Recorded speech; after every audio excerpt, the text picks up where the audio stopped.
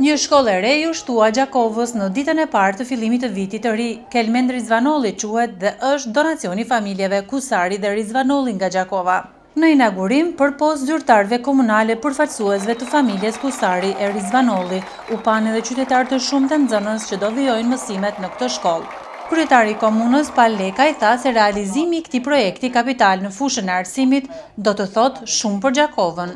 Dhe nuk ka ditë më të rëndësishme për Gjakovën, nuk ka ditë më simbolike për Gjakovën se sa sot që jemi në këtë vend kur familja Rizvanolli dhe Kusari investojnë në trashëgimi familjare, në trashëgimi arsimore, në trashëgimi e Gjakovës dhe Gjakova krenohet me këtë gjest që nuk ka ndodhur në rajon.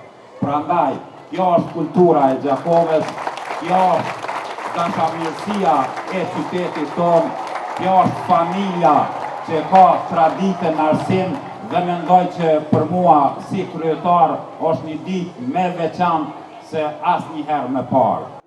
Nga ana tjetër, përfaqësues të familjeve Kusari e Rizvanolli thanë se po ndihen të kënaqur që më në fund po shkon në vend amaneti inxhinierit Kelmen Rizvanolli, që u nda nga jeta shumë herët, por që veprat e tij akoma edhe sot e kësaj dite janë të vlefshme për njerëzit. Vdekja e tij ishte e papritur, pasi kishte konstrukt shumë të fortë dhe premtues për jetë të gjatë. Prindët e Kelmenit nuk jetuan gjatë, ata vdishin njëri pas tjetrit brenda viteve 2000-2006. Kelmendi që ishte i lidhur fuqishëm me prindërit, jo vetëm nga ana emocionale, vazhdoi me energji të jashtëzakonshme edhe pas vdekjes së prindëve. Dhe aktivitetet e tij të shtuara në punë dukeshin si një lloj zotimi për ta përballuar humbjen e prindërve. Por të gjithë ata që kontribuan në ndërtimin e shkollës, Drejtoria Komunale e Arsimit ndau mirënjohje në shenjë respekti.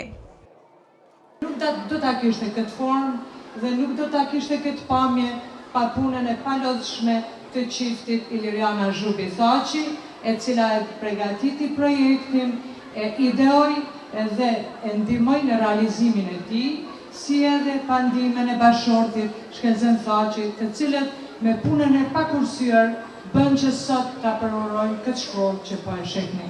E pas ceremonisë zyrtare të pranishmit u ftuan të vizitojnë shkollën e re, e cila që në shikim të parë u vërejtë se është e standardeve të larta. Përndryshe, këtu do të vijojnë mësimet mbi 550 nxënës të ciklit fillor, gjithsesi paralelet e shkollës Mazllëm Këpuska, që deri tani kanë vijuar mësimet në 3 ndërrime.